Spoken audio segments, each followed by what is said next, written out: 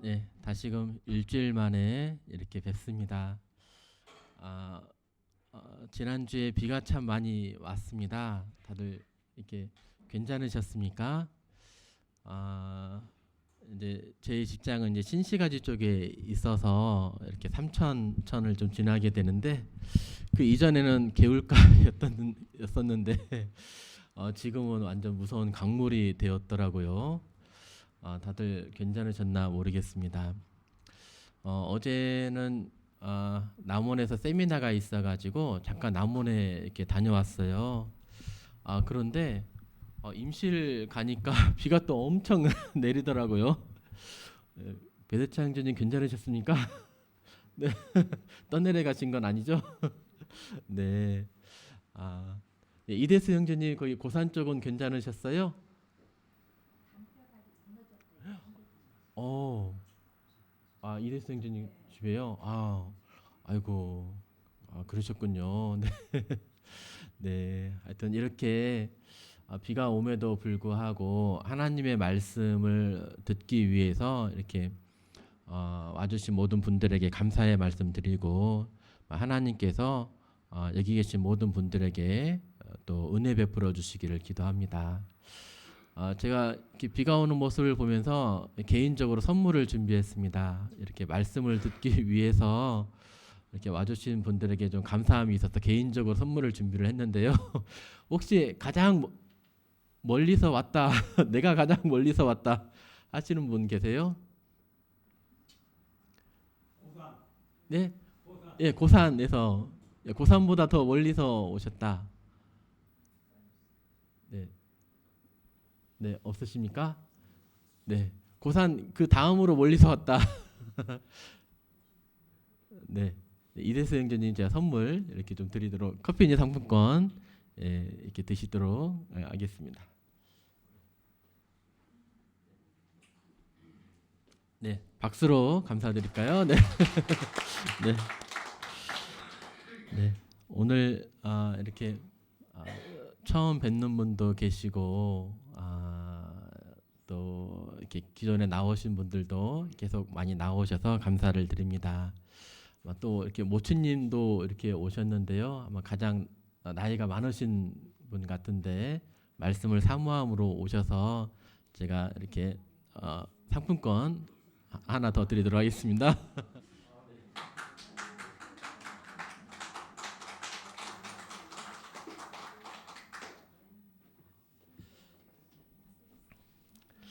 네, 오늘 말씀 주제는 이제 하나님은 살아계시는가로 이렇게 정해봤습니다.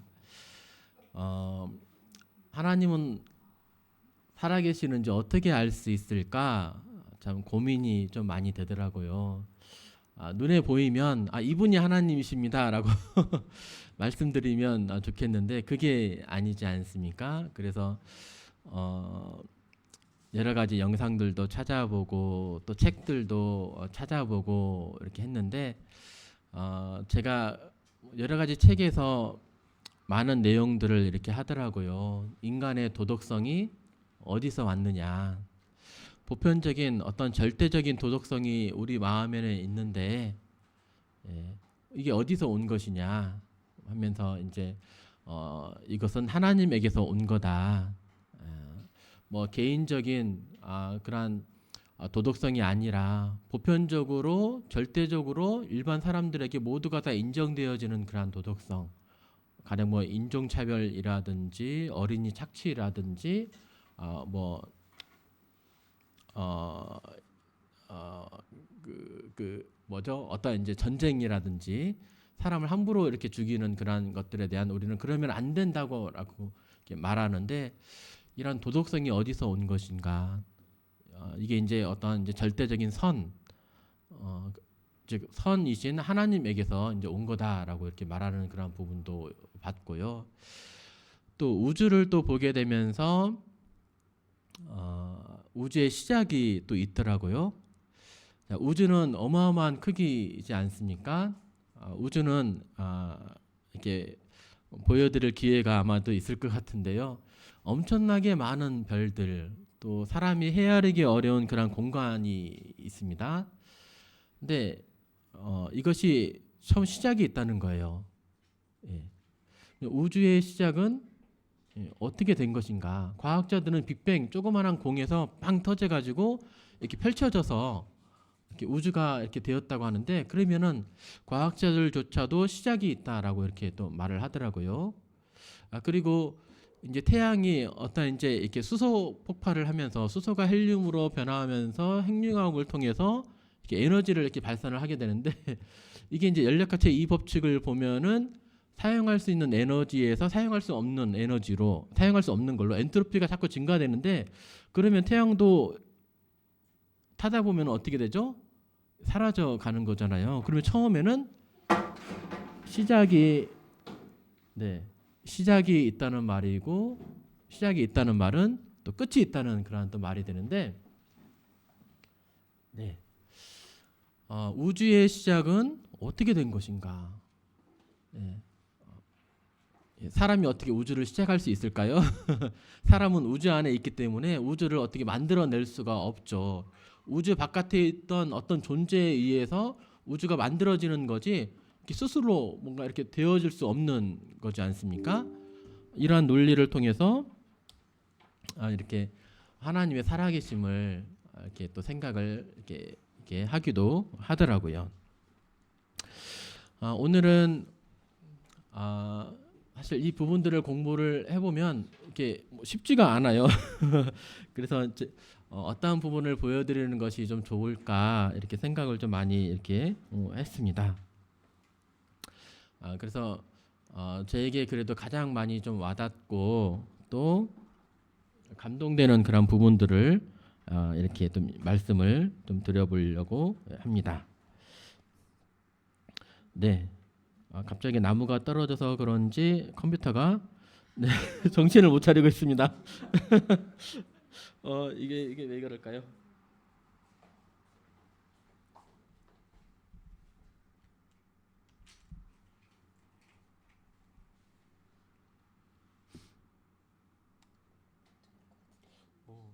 왜 그러지? 이게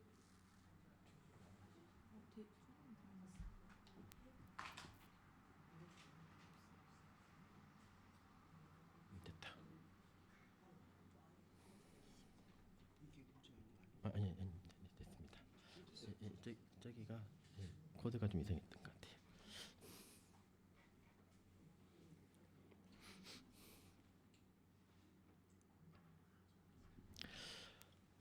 네, 그래서 하나님은 살아계심을 우리는 어떻게 알 수 있는가에 대해서 이렇게 준비를 했는데요. 오늘은 동식물에 나타난 그런 신비로움을 통해서 하나님의 살아계심을 이렇게 생각을 해보고자 합니다. 어떠한 작품을 보면은 그 작품 속에 어떤 그런 예술가의 그런 성향이 또 느껴질 수 있잖아요. 어떤 작품을 보면 피카소의 작품을 보면 이건 피카소의 작품이야. 또 어떤 다른 이제 음악을 들어보면 이건 누구의 작품이야. 어떤 작품들마다 여러 개를 놓고 보아도 그 작품을 만든 어떤 작가라든지 예술가의 그런 모습을 우리는 좀 느낄 수가 있습니다. 만약에 만물들이 하나님에 의해서 지어졌다면 만물들을 바라보면서 어떤 하나님의 모습을 우리가 볼 수 있을까요? 네, 이와 같은 원리로 그럴 수 있겠죠. 그래서 만물들을 통해서 하나님의 모습을 좀 살펴보고자 합니다. 지난 시간에 제 구원 간증에 대한 그런 얘기를 드렸었어요. 그때 이제 어렸을 때 그냥 방 안에 혼자 있으면 괜히 무서워요. 어떤 나쁜 사람이 들어와서 나를 해칠까 하는 그런 두려움이 아니죠. 그냥 방 안에 있는데 가만히 있는데 혼자 있는 것이 괜히 막 무서웠습니다. 귀신에 대한 어떤 두려움이 막 있었어요. 그러면서 책을 보면서 귀신은 원을 들어오지 못한다라고 하는 그런 이제 약간 좀 하여튼 그런 책의 내용이 있었습니다. 그래서 원을 그리면서 자기 전에 이렇게 원을 그리면서 자면서 귀신에 대한 두려움을 그때 느꼈었어요. 귀신이 있다고 알려주지도 않았는데, 귀신이 보이는 것도 아닌데, 어떤 나를 해하고자 하는 어떤 사람을 두려워한 것이 아닌데도 불구하고 이러한 영적인 그러한 존재에 대한 인지가 약간 좀 있었고 두려움이 있습니다. 그런데 이것이 저에게만 있는 거 아니죠? 예, 예. 아마 거의 많은 사람들이 이런 귀신을 보지는 못한다 할지라도 뭔가 있는 것 같다, 존재를 믿고 있고 또 두려워하기도 하고 그렇습니다. 우리나라만 귀신에 대해서 이렇게 그럴까요? 예, 전 세계적으로 또 그러지 않습니까? 정말 보이지 않지만은 이런 영적인 존재들이 정말 있는 것인가 생각을 이렇게 해볼 필요가 있죠. 정말 하나님은 계시는가?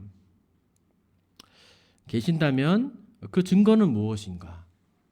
정말 어떻게 알 수 있는가? 또 다른 영적인 존재인 귀신은 정말 있는가? 그리고 우리가 사람이 죽으면 어떻게 되는가 하는 여러 가지 이러한 질문들을 생각을 해보게 됩니다. 앞에 있는 이 남자분은 굉장히 유명한 사람입니다. 리처드 도킨스라고 신이 없다고 이렇게 주장하는 그러한 이제 생물학자예요. 옥스퍼드 생물학자인데요.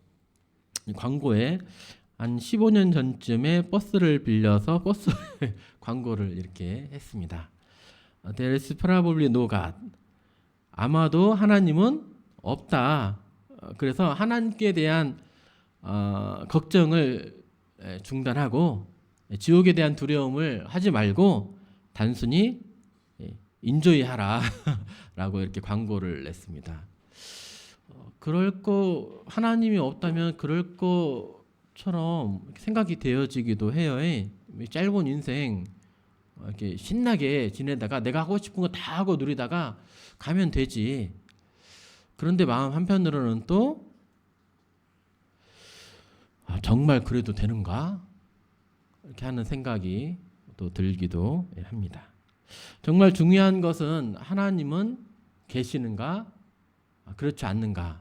명확히 아는 것이 참 중요한 질문이겠습니다. 저희가 전도를 이제 막 하다 보면 이렇게 하나님을 보여주면 믿겠다 하시는 분들이 있어요. 하나님 있으면 좀 보여줘봐, 나와보라고 그래, 이렇게 하시는 분들이 있습니다. 정말 하나님을 정말 보여드리면 그분들이 믿을까요? 예. 이전에 하나님이 인간의 모습으로 나타나신 적이 있었습니다. 그분이 바로 이제 우리가 믿고 있는 예수 그리스도세요. 그분이 오셔서 하나님의 아름다움을 보여주셨어요. 병자들에 대해서, 고통하는 그런 분들에 대해서 아파하시고 어떤 귀신 들린 자, 문둥병자 모든 병자들을 치유해 주셨습니다. 나오는 모든 자들을 이렇게 치유해 주셨어요. 그리고 하나님 앞에 어떤 인간이 보여주지 못하는 그런 어떤 절대적인 어떤 순종의 모습을 또 보여주기도 합니다. 그리고 자신을 내어주면서까지 사랑을 하는, 세상에서 볼 수 없는 그런 사랑을 보여주셨어요. 그러면서 하나님의 성품을 보여주셨죠. 근데 그 예수님을 그 당시 많은 사람들이 믿었을까요? 아니, 안 믿었어요. 그렇기 때문에 이제 십자가에 이제 못을 박았는데요. 보여줘도 믿지 않더라. 네, 결국은 안 믿겠다는 이제 핑계의 말을 든데요. 근데 원래 하나님은 영이세요. 원래 볼 수가 없는 그런 분이십니다. 영이신 하나님이 그때 인간의 몸을 입고 이렇게 볼 수 있도록 임하셨지만 원래 하나님은 영이십니다. 보이지 않는 존재인 거예요. 왜 하나님은 영이시냐? 영이셔야만 또 하는 거예요. 왜냐하면 만약에 이제 우리와 같은 육체를 가지고 있다면, 육체는 뭐죠? 물질이니까, 물질이라는 얘기는 달아 없어진다는 거거든요. 우리 몸도 늙어가잖아요. 세포가, 우리 뼈도 몇 개월이면 다 새로운 걸로 이렇게 대체돼요. 만약에 하나님이 어떤 보이는 분이라 할 것 같으면 시작이 있고 끝이 있는 그런 존재라는 것입니다.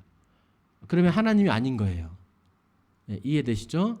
하나님은 원래 볼 수 없는 분이셔야 하는 것입니다. 그래야 영원하신 분이신 거죠.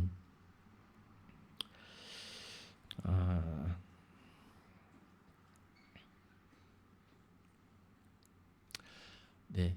그리고 또 하나는 우리가 보는 것은 사실 제대로 인식하지 못할 수도 있습니다. 보이는 것도 원래 존재하는 것도 못 볼 수도 있고요. 네. 우리가 다 볼 수 있는 게 아니죠. 그리고 또 하나는 네. 이렇게 제대로 봤다고 생각했는데 우리는 착시 현상으로 인해서 보는 것도 제대로 못 보게 됩니다. 착시 현상에 관련된 영상 한번 이렇게 좀 보여드리겠습니다.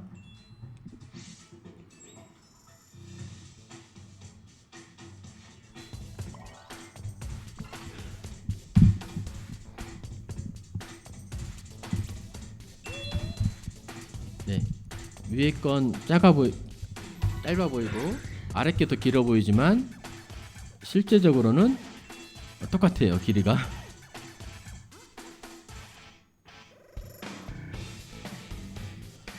네, 가운데 있는 네모의 크기도 차이가 있어 보이지만 크기가 똑같습니다.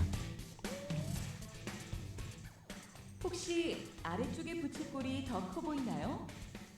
그럼 이번엔 크기가 작아졌다고요? 똑같은 거죠? 그러나 사실 이 두 부채꼴의 크기는 똑같습니다. 인접한 두 선의 길이 차이로 인해 길이가 긴 선의 부채꼴이 더 커 보이는 비교 착시 현상이죠.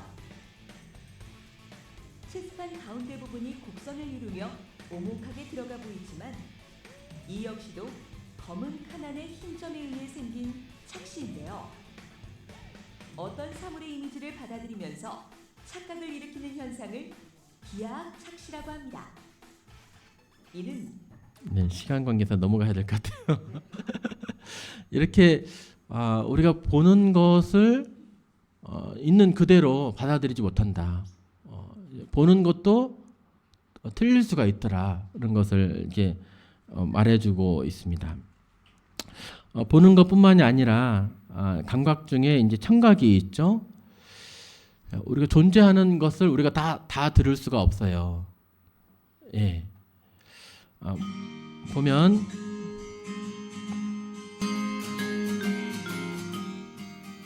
이것도 재밌는 거죠. 어디까지 들리는지 한번 확인해 보시길 바랍니다. 이게 다 들리시잖아요.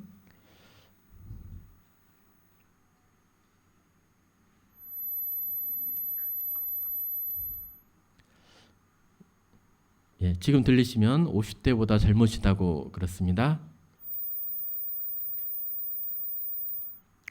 들리세요?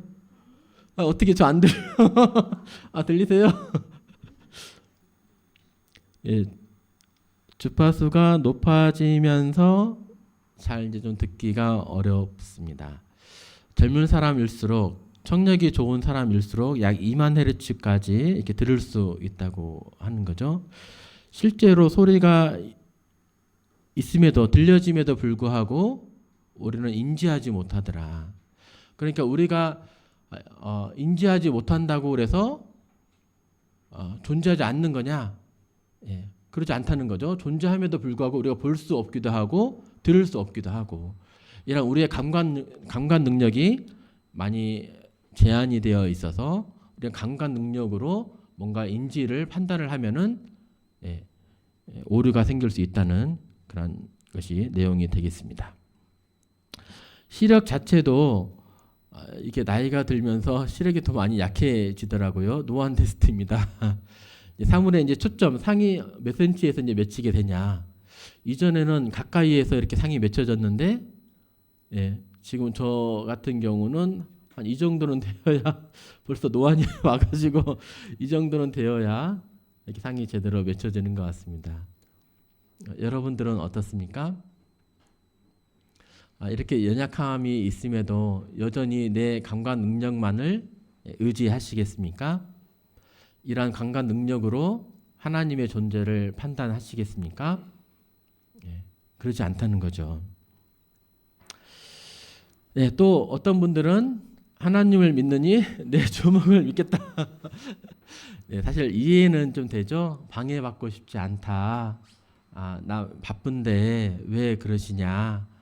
이해는 됩니다. 근데 우리가 전도하는 그러한 이유는 꼭 들려주고 싶은 말씀이 있기 때문에 이렇게 인격적으로 말씀을 드리고 싶은 거죠. 그런데 정말 내 주먹이 믿을만 한 것인가? 그렇습니까? 내 힘을 나타내는 거죠, 주먹이. 예. 청년의 시절 우리는 그때 다들 한 주먹씩 하셨잖아요. 이렇게 하셨잖아요. 근데 나이가 들어가면서 기력이 이렇게 쇠해지면서 우리는 다들 연약한 자라는 것을 알죠. 그러면 청년의 때에 힘이 가장 좋았을 때에도 그러면 뭔가 그걸로 내가 무엇을 할 수 있는 자인가? 사실 인간은 연약한 자인 것을 알게 됩니다. 사실 내 스스로 이룰 수 있는 것은 아무것도 없다는 것입니다. 어떤 관 속에 자기가 죽어가면서 내가 관에 묻히게 될 때에 내 오른팔을 관 밖으로 꺼내 놓아라라고 하는 사람이 있었어요. 이 사람의 이름은 알렉산더였습니다. 지금으로부터 한 2300년 전 사람이에요. 근데 이 사람이 왜 유명하냐면 유럽과 북아프리카 또 아시아 이쪽을 점령한 사람이에요. 징기스칸 다음으로 이렇게 큰 대륙을 차지한 그러한 유럽의 정복자였습니다. 근데 10년 만에 이러한 세계 정복을 했는데 몇 세에 죽었냐면 33세에 죽었습니다. 세계를 주름잡던 휘어잡던 그런 대왕이었음에도 불구하고 그 사람이 이렇게 말만 하면은 지형이 바뀌고 민족을 죽이고 살리기도 할 수 있는 그런 자였지만 무엇입니까?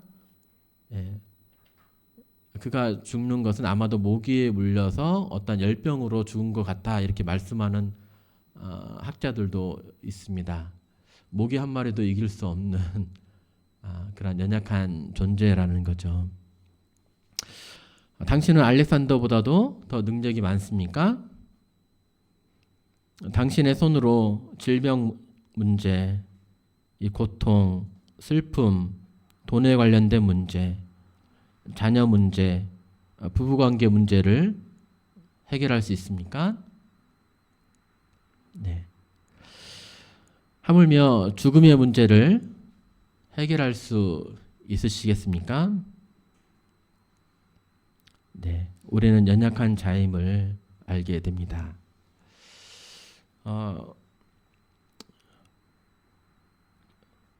이 귀신의 존재에 대해서 이렇게 좀 생각을 좀 이렇게 좀 해보면요, 과학적으로 이해되어지지 않는 그러한 일들이 막 벌어져요. 지금 왼편에 있는 아주머니는 지금 어디에 올라가 있습니까? 작두에 올라가 계세요. 그것도 맨발로. 뭐 밑에 뭐 속이는 거 아니잖아요. 근데 살포시 막 이렇게 걷습니까 거기를? 여기서 막 어떻게 해요? 춤을 춰요. 그럼에도 불구하고 상처를 입지 않아요. 뭐 이 사람만 그런 건가요? 여러 사람들이 이렇게 귀신 점을 치는 여러 사람들이 이렇게 행하고 있습니다. 이게 이해되어지지 않죠. 또 신기한 것은 그 유명한 연예인들도 신내림을 받았어 어떻게 피할 수 없다고 그래요. 그 신내림을 받게 되면 나는 어쩔 수 없이 이제 무당의 길로 들어서야 된다고 합니다. 뭐 이런 유명한 사람들이잖아요. 사극에 나왔던 그런 유명한 사람들, 뭐 모델들, 뭐 탤런트들 이런 분들이 이렇게 무당이 된다고 합니다. 또 2년 전에는 이제 국가대표 상비군까지 간 스케이트 선수가 있었어요. 이렇게 스케이트를 버리고 무당이 될 수밖에 없었다. 이렇게 스케이트를 타다가 이렇게 뛰면서 점프를 하잖아요. 돌면서 내려오게 되잖아요. 근데 뛰어서 돌 때 뭐예요? 귀신이 보이는 거예요. 예. 그러기를 한 10년 정도 이렇게 해왔다고 합니다. 그러면서 몸이 이제 막 아픈 거죠. 신내림을 받아야만이 네가 이 고통에서 벗어날 수 있어. 거짓일까요? 지어낸 이야기일까요? 네. 귀신은 존재한다는 거죠. 또 하나는 이 저승사자를 보더라도 어떤 영적인 존재가 있음이 좀 분명하다는 것을 좀 생각을 해보게 되는데요. 혹시 돌아가시기 전에 우리의 부모님 또 할아버지 어떤 친척분들이 돌아가시기 전에 저승사자를 보았다. 밖에 2명이 또는 3명이 문 밖에서 무서운 눈빛으로 날 쳐다보는 것을 보고 있지 않느냐. 이런 거 들어본 적 계세요? 저는 들어봤거든요. 예, 저희 어머님으로부터. 예. 제가 이제 레지던트 생활할 때여가지고 바빠가지고 할아버지 임종하는 그 순간을 이렇게 가지 못했어요. 이제 돌아가시고 나서 연락을 받고 내려갔거든요. 이제 나중에 이제 저희 어머니 또 이렇게 또 이모랑 함께 이렇게 식사를 할 때가 있었어요. 그래서 이제 어머니께 전도를 해야 되니까 이제 어머니 정말 영적인 세계가 있습니다. 죽게 되면은 어떤 사람은 천사들에 의해서 받들려 올라가게 되고 하늘나라에 올라가게 되고 어떤 사람은 죽으면 저승사자가 끌고 가요. 그러시기 전에 어머니 믿으셔야 됩니다. 라고 이렇게 말씀을 드렸어요.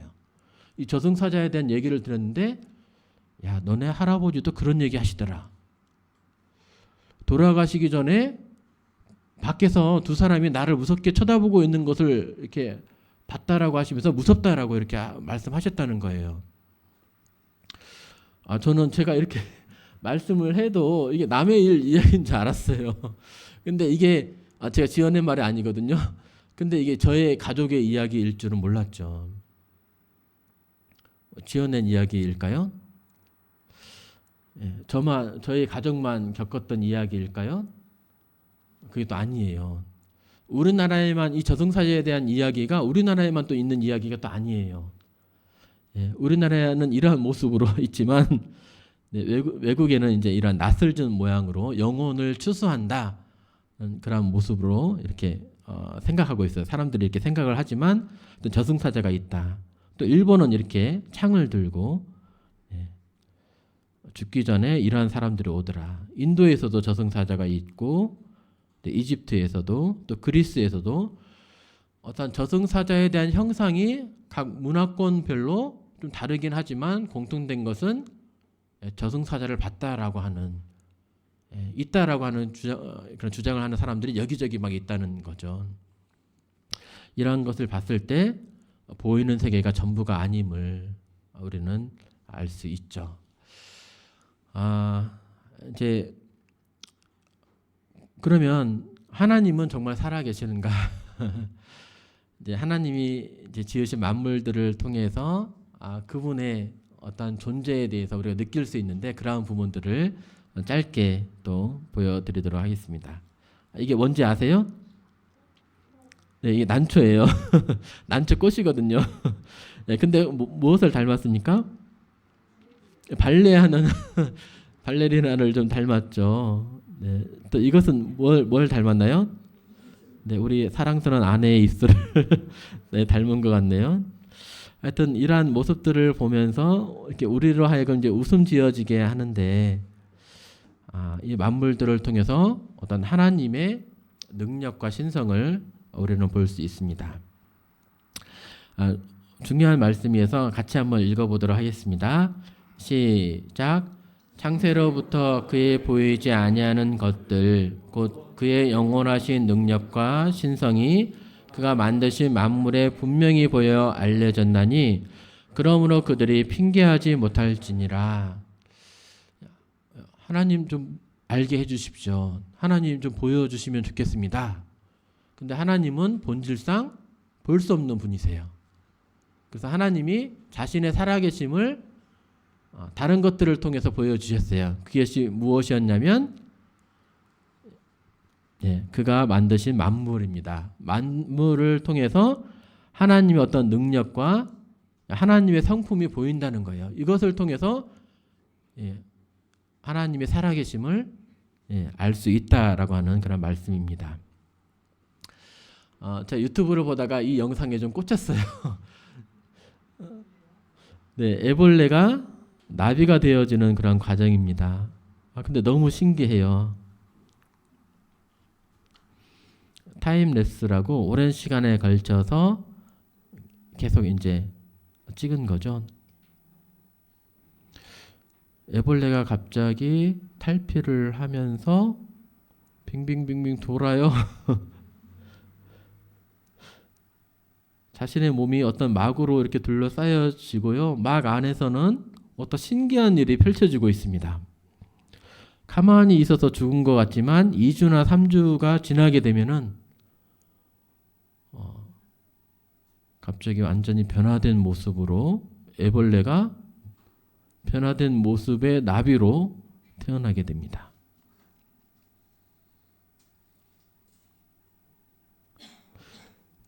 신기하죠? 저만 신기한 거 아니죠?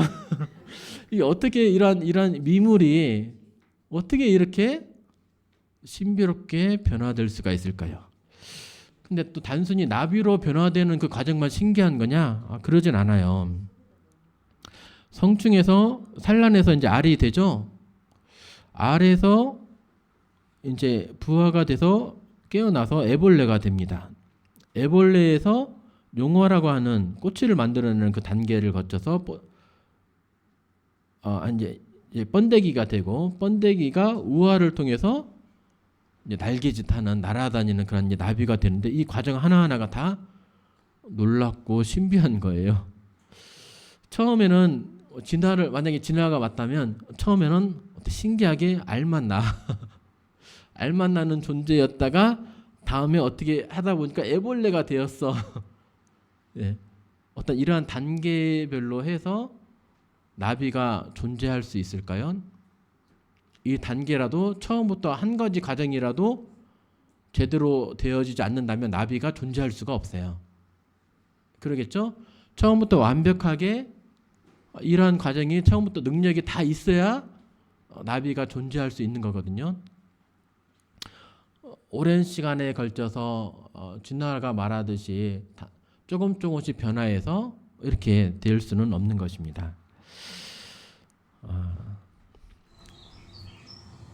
모진 겨울을 버텨낸 나비의 알. 알에서 깨어나고 있는 이 녀석은 암거운 부전나비의 애벌레입니다. 어떻게 알에서 이렇게 깨어날 수 있을까?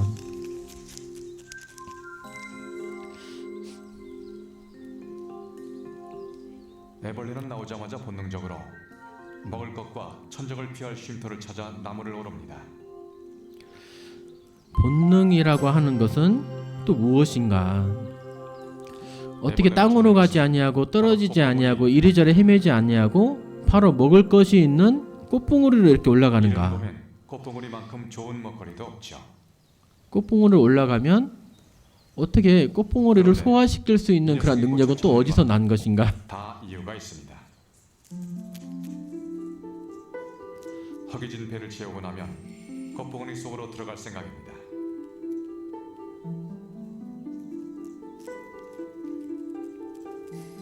꽃봉오리에 들어가서 자신의 몸을 이제 피하는 거죠. 꽃 속에서 추위도 피하고 포식자도 피하려는 애벌레의 생존 전략입니다. 이게 이제 본능이라고 이렇게 하는데요. 누가 가르쳐 준 것이 아니에요. 이제 막 태어났어요. 알에서 깨어나자마자 알을 어떻게 막 깹니다. 그리고 허둥지둥 막 하지 않아요. 본능적으로 위로 올라갑니다. 그리고 마치 전에 해본 듯이 꽃봉오리를 막 먹기 막 시작해요. 이거 먹어도 되는 것이냐? 이거 어떻게 알았어 이걸? 네, 그리고 자기의 몸은 뭐예요? 그것을 또 소화시킬 수 있어요.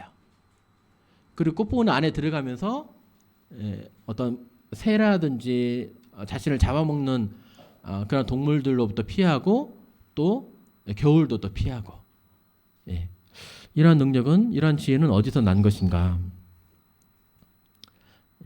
그다음에 애벌레와 나비의 중간 단계 번데기가 되는 것입니다. 처음 영상을 보고 너무 신기해서 다시 좀 영상들을 좀 찾아봤습니다. 새와 같은 포식자에 그대로 노출되어 나비가 되기 직전에 죽음을 맞이하기도 합니다.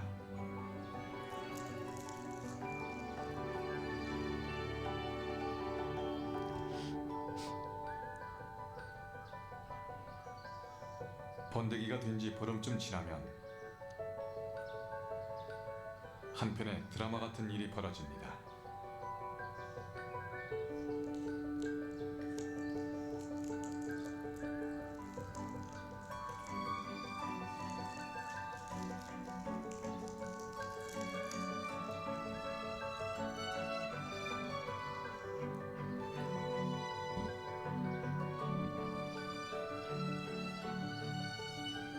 화려한 변신의 주인공 왕오색 나비.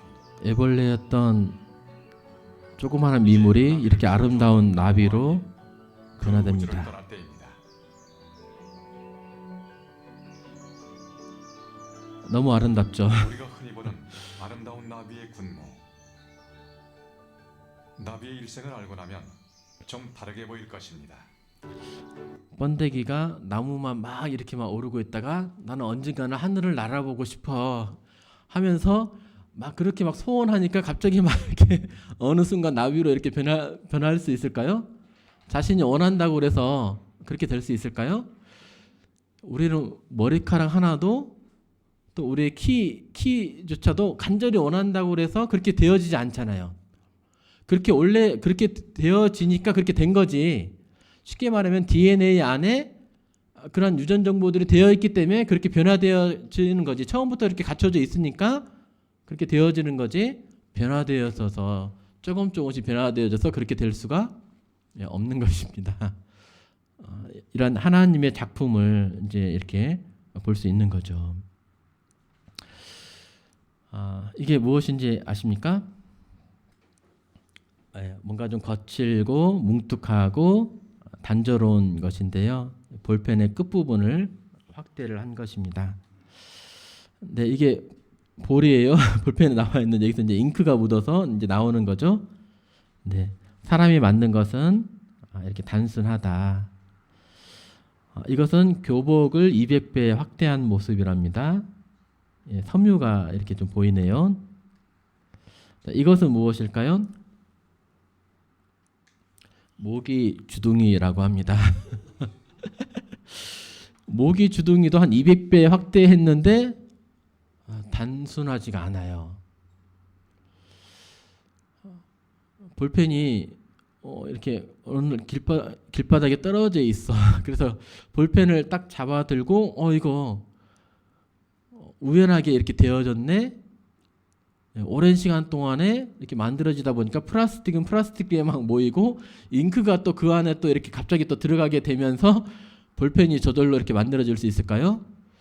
그렇게 생각하진 않아요. 그렇게 생각하는 사람 아무도 없어요.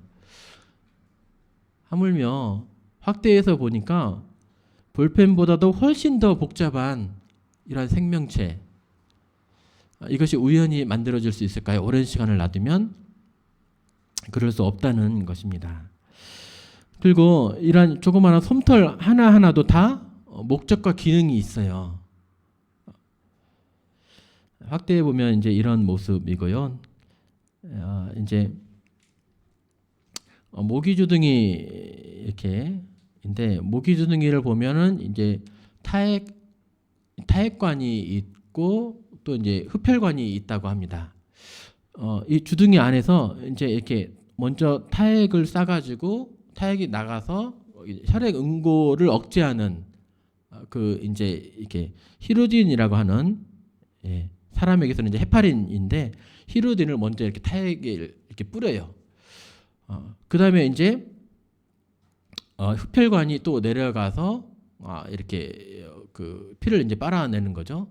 근데 신기하게도 조직을 딱 뚫었을 때 모세혈관을 건드려야 피를 얻을 수 있는 거잖아요. 그냥 조직만 있으면은 그냥 지방 덩어리만 건든다고 해서 피가 나오는 것은 아니거든요. 근데 어떻게 이 모기 주둥이가 이 혈관을 찾는 것인가? 거기에는 이 끝에 모기주둥이 끝에 감각 수용체가 2개가 있대요. 그래서 피의 냄새를 맡아가지고 그 혈관을 이렇게 찾아낸다고 합니다. 모기가 처음에는 원래 감각 수용체가 없었어. 막 이렇게 시도를 하다가 막 안 되는 거야. 그러다 보니까 또 오랜 시간에 걸쳐서 어떤 감각 수용체를 얻게 되고 그러면서 이제 이렇게 혈관을 쉽게 찾게 되었을까요? 그렇다고 칩시다. 만약에 안 될 것 같지만, 근데 또 필요한 거 뭐냐면 흡혈을 해야 돼요. 혈관을 찾았으면. 근데 흡혈을 하다 보니까 뭐예요? 혈액은 밖으로 나가면 그 혈관 안에 있지 않으면 금방 또 굳어요. 예. 그러면 빨아들이려고 하는데 갑자기 피가 굳어. 네, 그러면 어떻게 모기가 살 수 있을까요? 아니에요. 처음부터 어떤 타액에 이런 혈액 응고 억제제가 있어야 되고, 이 타액관이 피부를 뚫을 수 있을 만큼 강력해야 되고, 그 다음에 흡혈관이 흡입을 할 수 있을 정도로 어떤 흡입력이 또 있어야 되고, 또 몸 안에 그 피를 또 소화시킬 수 있을 만한, 그것을 통해서 에너지를 얻을 수 있을 만한 그런 조직이 처음부터 갖춰져 있어야만, 처음부터 완벽하게 갖춰져 있어야만 생존할 수 있다는 것입니다. 예. 이 중에 생존에 필요한 뭐 여러 가지 중에 한 가지라도 없으면 처음부터 존재할 수가 없었다는 거죠. 생명체들을 보면서 하나님의 신비를 이렇게 많이 볼 수 있습니다. 또 하나는 딱따구리예요. 딱따구리도 보면 우리 주변에 가끔 볼 수 있죠.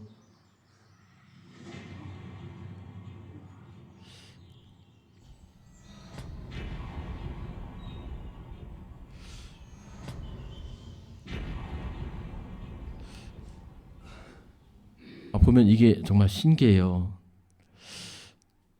이렇게 머리를 이렇게 나무로 이렇게 쫓는다고 해야 되나요? 막 세게 막 이렇게 치잖아요. 그러면서 나무가 부딪힐 만큼 센 속도로 가서 머리를 부딪힙니다.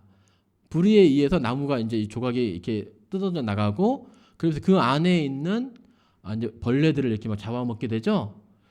그런데 이렇게 머리로 이렇게 갖다가 친다는 거예요. 그 안에는 뇌가 있는데, 새에도 머리에 뇌가 있잖아요.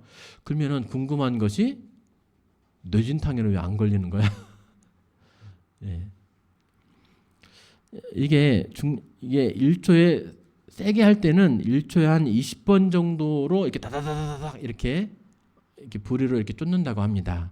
근데 그때 중력이 한 1200배 정도의 이렇게 힘을 충격을 받는다고 그래요. 그럼 뇌진탕에 안 걸릴까요? 우주선 타면은 7, 8, 9 정도의 9G 정도의 이렇게 그 중력을 느낀다고 그래요. 롤러코스터 타면은 한 3G, 4G 정도 되거든요. 그때만 해도 우리 막 놀래가지고 그러잖아요. 이제 이렇게 초음파 음속기, 비행기 이렇게 타게 되면은 뭐 4, 5, 6 뭐 이런 G를 이렇게 얻고, 우주선 같은 경우만 이렇게 중력을 얻는데 10 이상 가지 않아요. 10 이상 넘어가면 사람이 그 이전에도 죽을 수 있지만 견디기 어렵다고 합니다. 근데 딱따구리는 견뎌내는 거죠.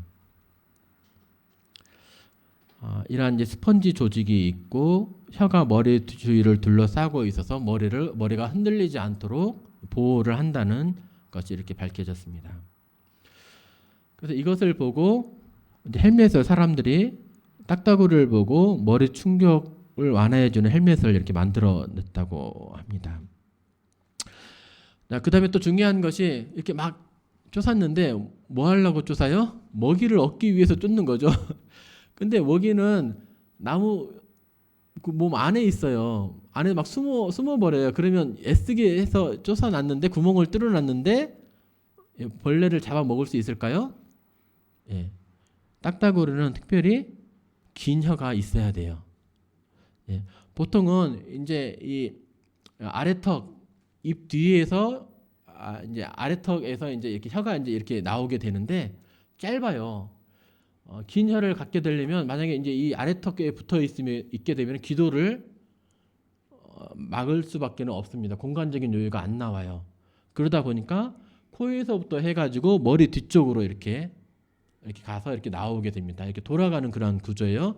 그러니까 길게 혀를 내밀 수 있어요. 말려 있어서 긴 혀를 가지고 있어서 긴 혀를 가져서 나무에 있는 속에 숨어 있는 그런 애벌레들을 이렇게 잡아먹을 수가 있다는 거죠. 그리고 또 끝에는 끈끈이가 묻어 있어가지고 살짝 조금만 닿아도 애벌레가 떨어지지 않도록 꽉 잡을 수 있도록 끈끈이 점액도 묻어 있습니다. 발 구조도 특이해요. 깃털도 지렛대 역할을 할 만큼 깃털이 이렇게 튼튼해요. 그 다음에 갈고리 모양의 발톱이 이렇게 있어서 이렇게 머리로 충격을 가할 때 떨어지지 않는 거죠. 발톱이 이렇게 꽉 붙잡고 있고, 그 다음에 지렛대 원리를 이용해 가지고 센 힘으로 나무에 이렇게 가할 수 있습니다.